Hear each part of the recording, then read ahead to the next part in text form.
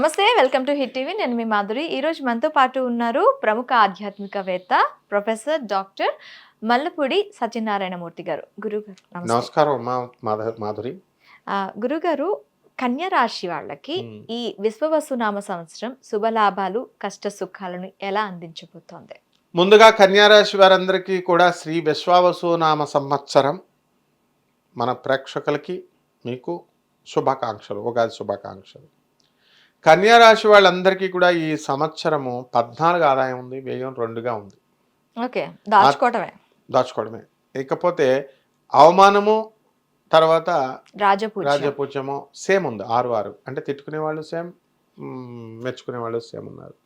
విపరీతమైన ధనం ఉంది, డబ్బు వస్తుంది. అయితే ఈ కన్యారాశి వాళ్ళంతా కూడా 4 సంవత్సరాల నుంచి కూడా నేను ఉద్యోగం చేస్తా అనేవాళ్ళని చూశాను. అప్లై చేయరు. అప్లై చేయండి రా నాయన, వస్తుందంటే చేద్దాం అన్నారు. చేసిన కానీ వెంటనే వచ్చేసింది. సో ఇక్కడ అర్థం ఏమిటి? ఈ కన్యారాశి వాళ్ళంతా కూడా ఖచ్చితంగా లాస్ట్ ఇయర్ అంతా కూడా భర్తలతో ఆర్గ్యుమెంట్స్ పెట్టుకునేవారు. బికాస్ సప్తమలో రాహు ఉన్నాడు. ఇప్పుడు పని అప్లై చేసిన వెంటనే వచ్చింది. శని బలం లేదు పాపం మొన్నటి దాకా. ఇప్పుడు ఏమైందండి, రాహుబలము వీళ్ళకి వచ్చేసింది. శని ఇంకొంచెం కొద్దిగా ఇంప్రూవ్ అయ్యాడు, నో ప్రాబ్లం.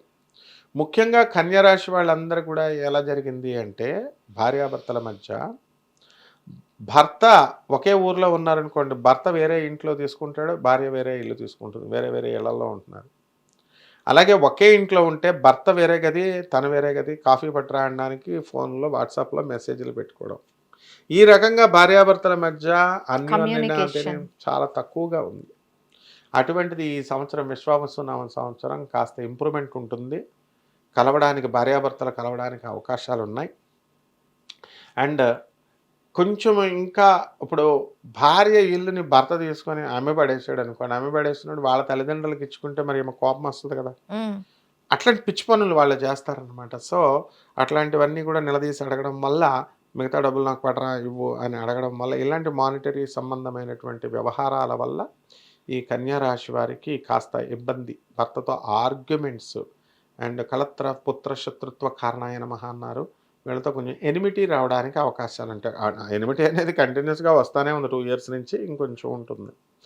అండ్ పిల్లల విషయం దగ్గరికి వచ్చేసరికి పిల్లలు కూడా అట్లాగే వాళ్ళు డిసిప్లిన్లో ఉంచాలని తల్లి ట్రై చేయడము, మంచి స్కూళ్ళల్లో వెయ్యాలి, లేకపోతే ఏదో ఒకటి చేయాలి అని అనుకోవడము, పిల్లలు దానికి కోఆపరేట్ చేయలేకపోవడము. సో ఇన్ దిస్ వే పిల్లల వల్ల తల్లిదండ్రులకి, ఈ యొక్క కన్యారాశి వాళ్ళకి మనశ్శాంతి లేకపోవడం అనేటటువంటిది జరుగుతుంది. ఇక ఈ కన్యారాశి వాళ్ళందరికీ కూడా 12 కేతు వచ్చేసాడు. కాబట్టి చాదస్తం బాగా పెరిగిపోతుంది. కన్యారాశి వాళ్ళకి చాదస్తం పెరిగిపోయి కడిగిన గిన్నె ఒక్కొక్కళ్ళు చూడు 4-5 సార్లు తోముతూ ఉంటారు. కడిగిన నేలని ఒక 10 సార్లు కడుగుతూ ఉంటారు, 4-5 సార్లు. సో ఎంత చెప్పినా వినరు వాళ్ళు. సో ఈ చాదస్తం బాగా పెరిగిపోతుంది. ఈ చాదస్తంతో కన్యారాశి యొక్క భర్తలు చచ్చిపోతారనమాట. చచ్చిపోవడం అంటే పైకి వెళ్ళిపోవడం కాదు. దే కాంట్ బేర్ దిస్ కన్యారాశి వర్గో వైఫ్స్ హస్బెండ్స్ కూడా వైస్ వెర్సా. కాబట్టి ఈ కన్యారాశి వాళ్ళంతా కూడా మేము మేధావులం, మేము we know how to estimate అని చెప్పి పప్పులో కాలేస్తూ ఉంటారనమాట. అలాగే ఈ కన్యారాశి వాళ్ళంతా కూడా చక్కగా ఈ సంవత్సరం కొత్త బిజినెస్లు స్టార్ట్ చేయడం, కొత్తగా వీళ్ళు ముందుకు వెళ్ళిపోవడం అనేటటువంటిది జరుగుతాయి. ఇక వ్యాపారాల్లో ఫ్యాన్సీ స్టోర్ల బిజినెస్లు, ఆ తర్వాత అపరాలు అంటే ధాన్యాలు, ఇవన్నీ కూడా చేస్తారు. ఎవరైతే ఈ యొక్క పౌరహత్య వృత్తిలో ఉంటారో అటువంటి వాళ్ళు ప్యాకేజీలు వచ్చేసినాయి. అపర కర్మలకి ఉపయోగం ఇది. అపరకర్మలు అంటే ఏంటండి? చావు కార్యక్రమాలు, దినాలు ఇవి చేస్తారు కదా, దేవుడు వ్రతాలు. నాకు తెలిసిన ఒక పంతులు గారు పూజలు పునస్కారాలు చేస్తే ఈ 500 ఇస్తున్నాడు, సత్యనారాయణ స్వామి వ్రతాలు చిన్నగా ఇస్తున్నాడని ఈ డైరెక్ట్ షిఫ్ట్ టు అపర కార్యక్రమాలు. అంటే మనిషి చచ్చిపోయిన దగ్గర నుంచి ప్యాకేజ్ 11 రోజులు 3 lakhs. భోజనాలు కూడా మేమే పెట్టేస్తాము, ధాన్యాలు ఇవన్నీ. అలా అపర కార్యక్రమాలు చేసి, నాయన నీకు కలిసి రాదు నాయన కరోనా టైంలో. ఎందుకు ఇదంతా అంటే, కరోనా టైంలో దగ్గర 1 కోటి పైన సంపాదించాడంట. కారు గీరు కొన్నారు, ఇదంతా నాయన అలా చేసుకోకూడదు, జాగ్రత్త, మరి నీ యొక్క గ్రహం స్థితి డేంజర్గా ఉందని. ఇప్పుడు హార్ట్ అటాక్ వచ్చింది మొన్న. ఉమ్, అంటే అంతా సంపాదించేశాడు, బాగానే ఉంది. కరోనా చావు మీద అపరాల మీద వచ్చే డబ్బులు నిలవవు అనమాట. కాబట్టి ఈ విధంగా కన్యా రాశి వాళ్ళందరికీ కూడా ఈ దో నెంబర్ దందా ఆఫర్లు వస్తాయి. ఉమ్. వెళ్ళకూడదు వీళ్ళు. అంటే ధర్మంగా న్యాయంగా డబ్బులు వచ్చినా రాకపోయినా ఏదో ఒకటి మంచిగా వెళ్ళాలి. కాబట్టి వీళ్ళందరికీ కూడా ప్రమోషన్స్ ఉన్నాయి, ప్రైవేట్ ఉద్యోగాలకు కూడా ప్రమోషన్స్ ఉన్నాయి. అండ్ పెన్షనర్స్కి కూడా వాళ్ళకి వన్ టైం సెటిల్మెంట్ అనేటటువంటిది చేయడం జరిగింది. కన్యారాశి వాళ్ళకి ఓవర్ ఎక్సైట్మెంట్ అనేటటువంటిది ఎక్కువ ఉంటుంది. అండ్ ఈ విధంగా మహిళలు కూడా కాస్త యాంగ్జైటీ పెరుగుతుంది పనులు చేసేటప్పుడు. కన్యా రాశి వాళ్ళకి అధిపతి ఎవరంటారు? బుధుడు. అయితే ఈసారి బుధుడు మనకి 2 స్థానాల్లో పరిపాలనాధ్యక్షుడిగా ఉన్నాడు, సస్యాధిపతిగా అలాగే నీరసాధిపతిగా. సో ఇప్పుడు ఈ కన్యా రాశి వాళ్ళకి ఎలా ఉండబోతున్నాడు? రైతులు బాగా వృద్ధి చెందుతారు. కన్యారాశి వాళ్ళు సస్యాధిపత్యం, సస్యాలు బాగా చేస్తారు. వాళ్ళు కాస్ట్లీ గ్యాడ్జెట్స్ కొంటారు. వీళ్ళు రైతుల పిల్లల్ని బాగా చదివించడము. And commercial tax, income tax, police department, revenue డిపార్ట్మెంట్స్లో ఆమ్యామ్యాలు బాగా వస్తాయి వీళ్ళకి. ప్రమోషన్స్ రావడం కన్యా రాశి వాళ్ళకి ఓకే. అలాగే చక్కగా వీళ్ళు ప్రమోషన్స్ రావడానికి అవకాశాలు ఎక్కువగా ఉన్నాయి. అండ్ కన్యారాశి ఆడవాళ్ళకి సౌందర్యం పైన ఎక్కువ ఇంట్రెస్ట్ చూపిస్తారు. జిమ్స్ ఖాళీగా ఉండవు. అలాగే ఈ యొక్క శరీరానికి ఎక్కువ ప్రాధాన్యత అనేటటువంటిది ఇస్తారు. అబ్బాయిలైనా అమ్మాయిలైనా ఓకే.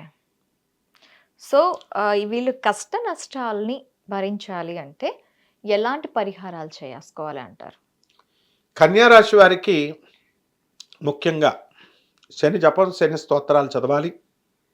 శనికి కిలోంపావు నల్ల నువ్వుల్ని, నల్లని వస్త్రాన్నిచ్చి పేద బ్రాహ్మణులకి శనివారం ఉదయం 8 గంటలకి దానం చేయాలి. దశ మహావిద్యల్లో ఒకటైనటువంటి మహాకాళి అమ్మవారి యొక్క మంత్రాన్ని జపించడం కానీ, లేదా మహాకాళి అమ్మవారి యొక్క హోమాన్ని వీళ్ళు జపించుకోవడం మంచిది. అలాగే జమ్మి చెట్టును సెలెక్ట్ చేసుకోవాలి. వీళ్ళు జమ్మి చెట్టుకి నీళ్లు పోస్తూ శనివారం నాడు ఉదయం 8 గంటలకి వీళ్ళు జమ్మి చెట్టు చుట్టూ ప్రదక్షిణాలు చేసినట్లయితే బ్రహ్మాండంగా ఉంటుంది. అయితే జమ్మి చెట్టు గురించి ఒకటి వింటుంటాం గురుగారు, రిలేషన్షిప్ ని బిల్డప్ చేస్తుంది జమ్మి చెట్టు. Is it friendly relationship or wife and husband relationship, ఇద్దరి మధ్య రిలేషన్షిప్ కోసం జమ్మి చెట్టు గురించి చేస్తారు. మరి ఈ కన్యా రాశి వాళ్ళకి రిలేషన్స్ తో ఏమైనా ప్రాబ్లం ఉంటుందా మరి ఈ ఇయర్ లో? ఉంది కదా, అదే చెప్తున్నాను. భార్యాభర్తలు, భర్త ఒక ఇల్లు, భార్య ఒక ఇల్లు. కోర్టులో సమస్యలు, కోర్టు ప్రాబ్లమ్స్ ఉన్నటువంటి వాళ్ళు ఉన్నారు. మనం చెప్పినట్టుగా ఈ యొక్క జమ్మి చెట్టు చుట్టూ ప్రదక్షిణలు కనుక చేసినట్లయితే భార్యాభర్తల మధ్య అన్యోన్యత అనేటటువంటిది పెరగడానికి అవకాశం ఉంటుంది. అలాగే మనం ఆంజనేయ స్వామి వారికి తమలపాకు మెళ్ళ వేస్తాం, దండ. ఆ తమలపాకు దండ ఎందుకు వేస్తామంటే రిలేషన్షిప్ని పెంచుతుంది. వీళ్ళు ముఖ్యంగా రాధేకృష్ణులకి చేయాలి. రాధే రాధే అంటూ వీళ్ళు శ్రీకృష్ణ పరమాత్మకి రాధమ్మ తల్లి, she is the goddess of love and lord Krishna is the god of love. So without the consent of Radhamma శ్రీకృష్ణుడు మనకి ఎంత అడుగు తీసి అడిగేయడు ఆయన. బికాస్ లార్డ్ కృష్ణయే రాధ. ఆయనలో ఉన్నటువంటి ఇంటర్నల్ ఎనర్జీ తానే. అర్ధనారీశ్వరుడిలో శివుడు పార్వతులు ఉన్నారు కదా, శివుడు వేరు పార్వతి వేరు. కానీ ఆ పార్వతి ఏం చేసింది, శివుని యొక్క శరీరంలో భాగం ఎమ్మని చెప్పి తాను భార్య అయిపోయింది, భాగం తీసుకుంది. బట్ రాధాకృష్ణుల్లో కొత్తగా తపస్సు చేయాల్సినటువంటి అవసరం లేదు.